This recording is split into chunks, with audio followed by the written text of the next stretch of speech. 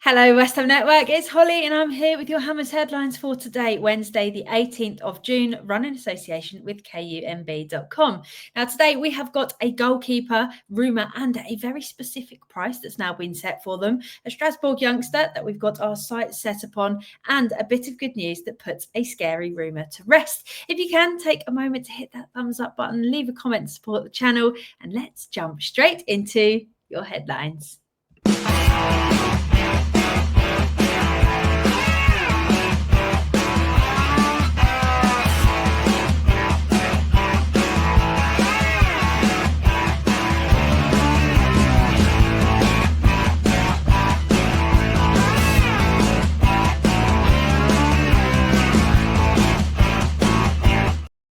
So for your first story, Petrovic looks likely to leave Chelsea this summer, and the terms have now been laid out plain and simple, so we know what to do if we want to get him signed. So he was also said to have refused to play for them in the Club World Cup, and he now has a price tag set at £25 million. The Athletic are also reporting that there's a gentleman's agreement in place between Chelsea and Petrovic that means he will be sold if a club meets that asking price for him, and the player is given assurances that he will be given a starting role wherever he ends up.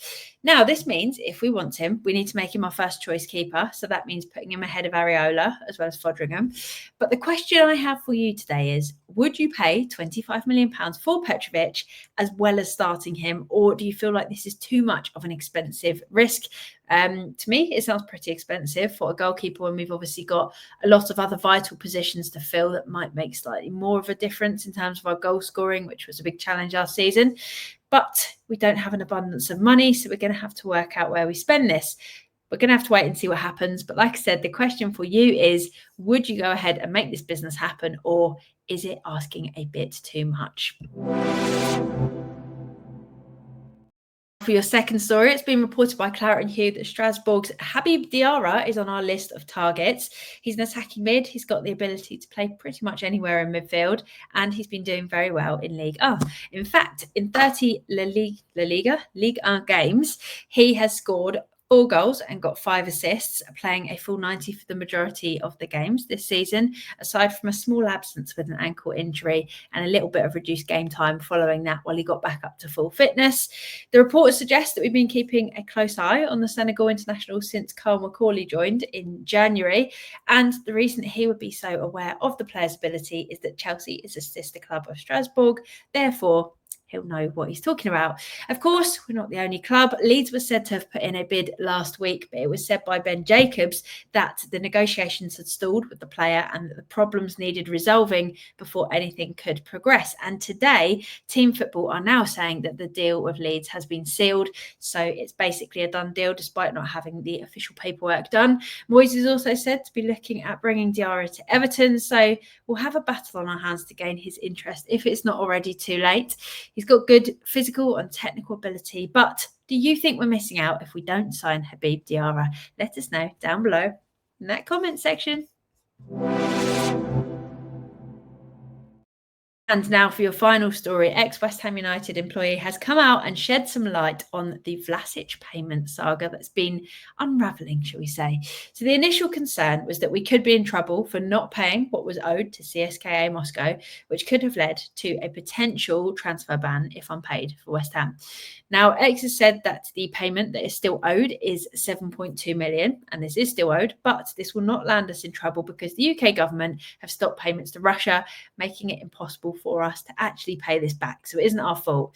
Furthermore, we also have that money set aside. So if and when we can, we're ready, and it's not going to impact our transfer budget because it's already put to the side. It's not part of what we're looking to spend this summer. So that is good news. So basically what I'm trying to tell you is we can all sleep peacefully at night knowing that we won't receive a transfer ban, and hopefully we can now make some more transfers because otherwise we're making a self-imposed transfer ban, and that doesn't sound very fun either. There you have it. Those have been your Hammers headlines for today. That's all from me for now. It's always difficult to choose just 3 stories, but those are the 3 we've got for now. Let us know your thoughts in the comments on today's stories. If you haven't already, please give it a thumbs up so that we know you've enjoyed the video. Check out the video from this morning where I did a little live and chatted with some of you about your thoughts on the fixture announcements, what we can take from the fixtures that we have, our trickiest patches, the beginning, the end of the season, the impact it could have, and asking for your thoughts. So go and check that out. The afternoon's video, we asked what your expectations were from the first 5 games, just focusing on how we can kick off. Personally, I feel like it makes a massive difference because if you can start off on a positive foot, fans are happy, players are confident, other teams are in their heads about playing you, and it just sets other teams up to struggle against you. However, if you go in, have top 6 clubs, first 6 games of the season, and get battered 5 games, 6 games in a row, there's no way that it's going to feel as positive. So my hope is that we've actually got some pretty decent fixtures. If you've not seen them already, go and check them out. I think we could be in with a shot this season. Just depends on what we do this summer and what we can do from that point onwards. Minor details. But thank you so much, as always, for watching. We appreciate each and every one of you. Like I said, drop your comments below, hit that thumbs up button. And if you're new around here, please subscribe to West Ham Network so you can come back and watch some more of our content. Thanks so much, as always, for watching. Have a great day. Come on, you Irons. Irons.